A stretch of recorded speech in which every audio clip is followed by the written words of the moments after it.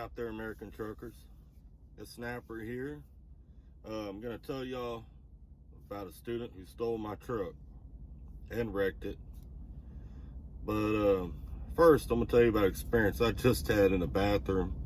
I'm up here in Missoula, Montana at the Lowe's. I went inside to grab a shower, clean up, get all fresh. Anyway, the light in the shower is one of them lights that's on motion. And there's a little wall, you walk around a little wall. You know how the showers are set up. Anyway, I shave, do all my thing, then I go to take my shower. I'm in the shower, and I don't know if any of y'all are like this, but I just love the hot water. I'll sit in there and soak it up. Well, anyway, I'm sitting in there soaking up some hot water, relaxing, and out of nowhere, it just goes black.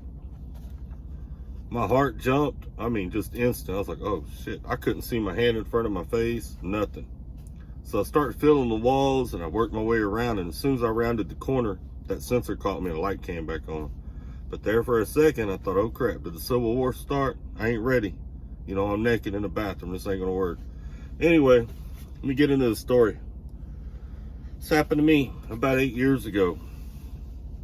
I was working at a different company, obviously, than where I work now. And it taught me a valuable lesson. And I got another story about a student that was taking Xanax that I was training. And at the time, man, I'd never been around pills a whole lot. I didn't know the signs. I'm gonna make another video about that. So y'all like and subscribe. Y'all can catch that one later on. But, and especially you trainers out there, because there's certain telltale signs that you had. Eventually we caught it, something was wrong, and they figured it out. But I could have caught it a lot sooner had I known the signs of someone on Xanax bars. Anyway, let me get into this story about this student who stole my truck. I stopped at a shipper, went inside to check in, parked in a gravel lot, okay? It's all open, there wasn't a guard check or anything you come through. I left my keys in the ignition. Truck turned off, but the keys in the ignition. Didn't think nothing of it. Do it all the time. Not anymore. I don't give the students a copy of the keys, and I don't leave my keys in the truck. And it's because of this incident right here. This is why. The guy decided he was going to quit. He didn't like it. Instead of going about it the right way, letting me know, and then we could work out getting him home. When I went inside to check in at this shipper, anyway, yeah, was that a shipper? Yeah, I was at a shipper. Anyway, when I went inside to check in, he takes off. I don't know it.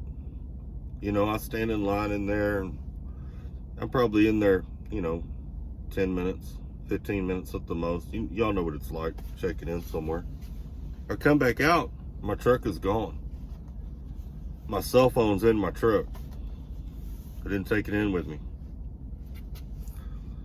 And as y'all know, we live in this era where nobody remembers numbers anymore. I don't remember the number to Stevens, So it confused me for a minute. I kind of stood there looking around like, did he move it? Or no, it's not here. It's gone, So I go back inside, explain to them that something is wrong, and that the student on my truck, I believe, is taking off with the truck, and I need to use the phone. I can't remember the company's number that I work for, nothing. So naturally, I call the law. It's only, 911, I can remember that. So I call the law. After I get off phone with the law, the lady there working at the office, she pulls up Stevens Transport online, and I call them, let them know what's going on. State troopers, about an hour and a half, maybe 2 hours later, they catch up with this kid. He's going down the Interstate 40 in Tennessee. He's headed down the highway. He's not stopping for nobody. He decided to run from the law in my truck. Ends up wrecking my truck with all my stuff. Truck was totaled. It was totaled out. He wrecked it. He ends up going to jail and all that stuff, but it turned out he was headed home. He just wanted to go home. He didn't want a truck anymore. It wasn't what he thought it was, and he wanted to go home. He didn't go about it the right way. I believe he was from North Carolina. So, you know, I guess he thought Tennessee, close enough. Hit it, you know.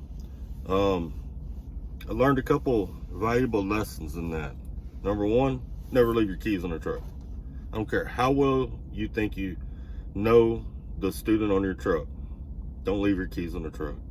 Take them with you, just in case, you know.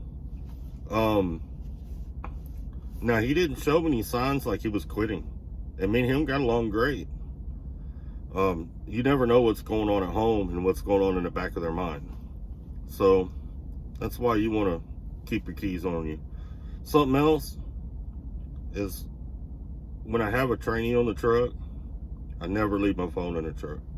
My phone goes with me. If something happens and he hot wires it or whatever, he gets this truck started and decides to take off, I want to be able to call somebody from my phone. You know what I'm saying? So that's the other lesson I learned in that. But anyway, I hope you guys are doing good out there. Please like and subscribe. Plenty of content on here. Gonna be pumping some more content out. Hope everybody out there is doing well, staying safe. Remember, we're all family. You know, try to treat each other as such. I know sometimes we get a little aggravated and we take it out on other drivers, and maybe we're not feeling so good ourselves. Man, try not to take it out on other drivers, man. We're all family. I love y'all. Stay safe. You see old Snapper out there, drop me a ring. Take care. Oh, don't let nobody steal your truck.